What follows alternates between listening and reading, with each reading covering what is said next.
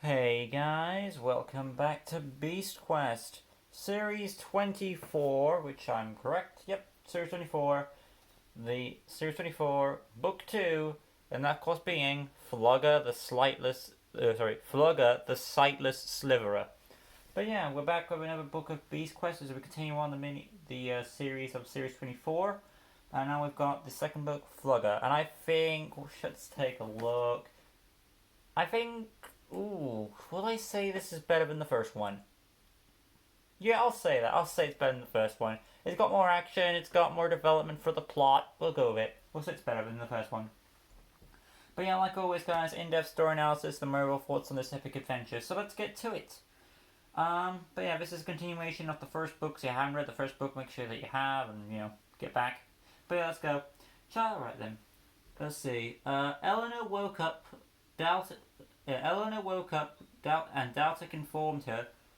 No, yeah. Eleanor woke up Daltic and informed him that Tom and Rhea had escaped with Electro's token. We gotta recap how Tom was turned evil by Rhea's spell and she was using Krokol's blood to do it.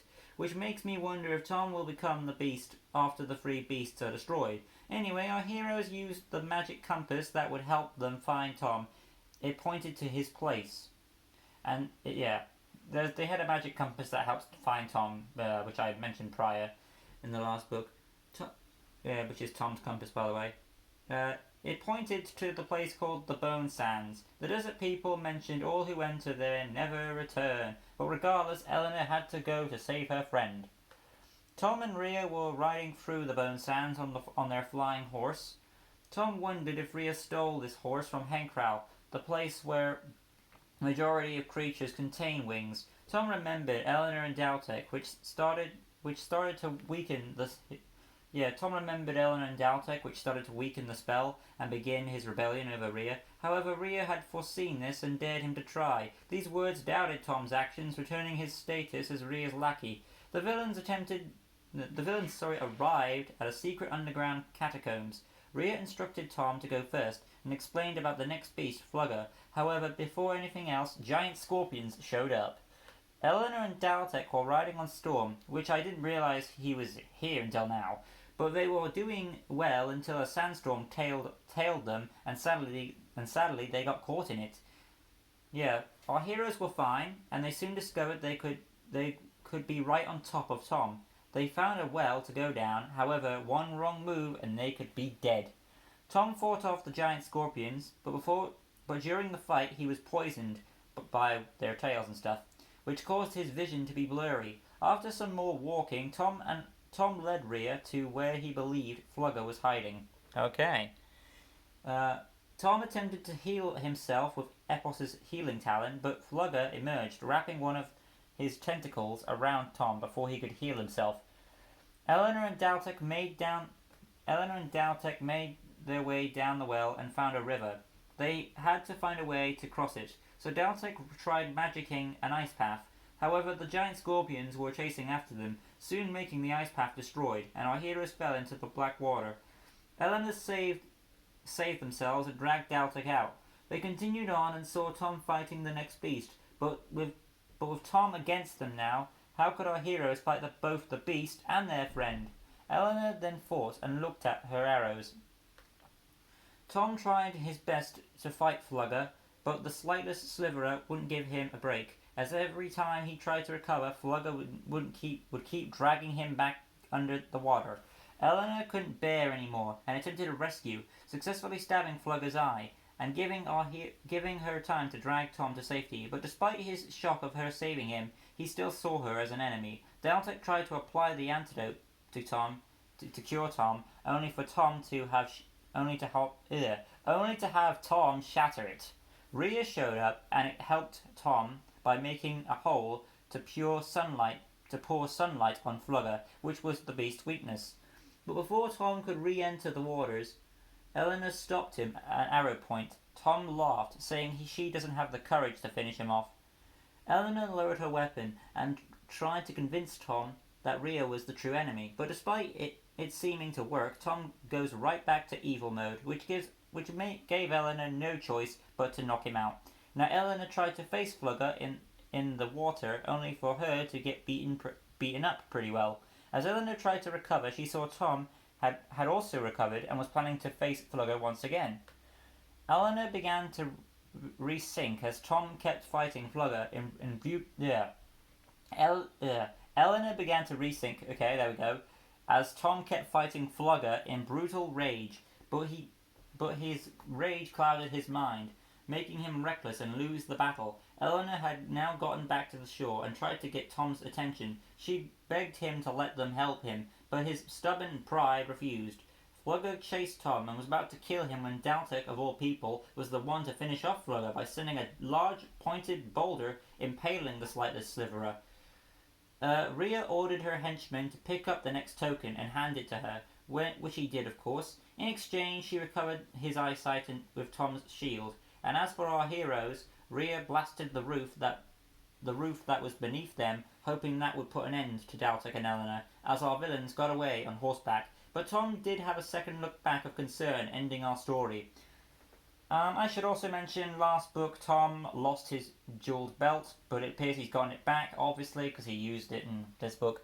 But yeah, there's my little read-through of Flugger the Sightless Slitherer. A few scuffles here and there with my exposition on the analysis, but nothing too major.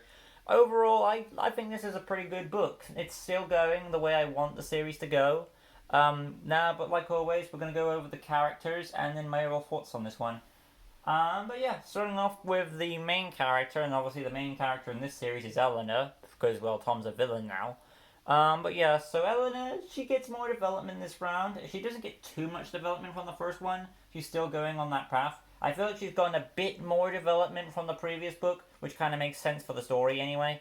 So she seems to be more determined to talk to Tom and, like, hesitant to hurt him. You know what I'm saying?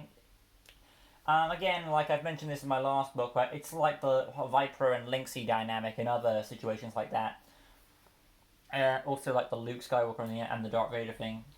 But yeah, basically her relation revolves on that. It's pretty awesome, and it's still going at a great pace, so claps for Eleanor there.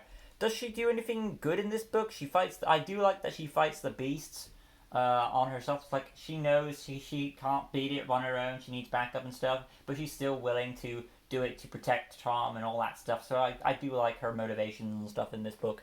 Daltek gets something to do. Awesome. I would never imagine he was the one to finish off a beast, of all people. So, claps for Daltek, a minor character that I didn't really care for much at all. Actually proves useful. He kills the beast and tries to help by making Ice Path to continue on their quest. Awesome. I didn't know Storm was in this book either. That really caught me off guard. So, yeah. It's amazing to have Storm back, by the way. I think he might have been in the first book too, but I just realised it now. But it is nice to have Storm back. But to be fair, he's still given a minor role. He's basically just reverted to Stallion, not as in Stallion in distress. The villains, Rhea, she's pretty much the same as she was. She's further developing her evil path, explaining about the beasts, what you gotta do next, do this for me, and she gets what she wants in the end. And Tom, of course, gets the most development in this book, which is surprising because normally... Well, to be honest, he should do, because he's the one under mind control. But it's his inner struggle to fight Eleanor, fight what he thinks is right and wrong, and prove to himself and stuff. Overall, his mind's all over the place on what he's trying to do. But still, I do like the fact that he's willing to go, despite all this injury and pain. He still wants to prove that he's the greatest warrior. Basically, Evil Tom has fallen into the category that is, to most of you, a Vegeta stereotype. And if you don't know what a Vegeta stereotype is, basically, Vegeta is the character in Dragon Ball Z who has a lot of stubborn pride, and we all know someone like that, who refuses any help and wants to prove that they're awesome, basically, to put it bluntly. But yeah, that's where Tom falls now, and he's still got the motivation, which I've said in the past book, still wallowing on through his mind. But again, I still think this is a good book. As for the beast himself, Flugger, which is what I'm calling him, because I'm calling him Flugger, because otherwise I have to pronounce it as Fluger, and I don't want to pronounce it like that, because it just sounds like some sort of snot word. But yeah, so, Flugger, I'm curious, is he blind before Eleanor stabs him? Or is he blind because Eleanor stabs him. I think his title, the Sightless Slitherer, is mentioned before he gets stabbed in the eye, so he may be blind in general, but I don't know.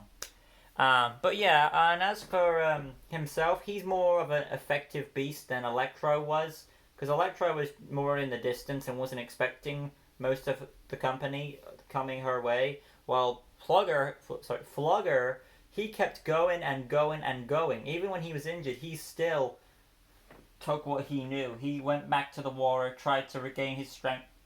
Great beast, more effective than the past one. So I think Fluger is a step up on the beast level here. And I'm looking forward to the next one. Speaking of which, this has been my review on Book 2, Flugger the Sightless Slitherer.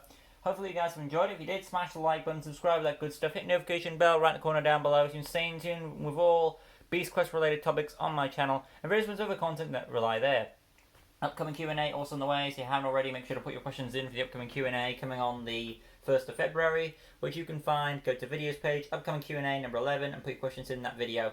And of course, our next book, of course, continuing on the series that is Series 24, is Morax, the Wrecking Menace. And I believe when I get his beast, he looks like he's based off a creature called the Pangolin, and I'll explain that more in detail when I get to the next review.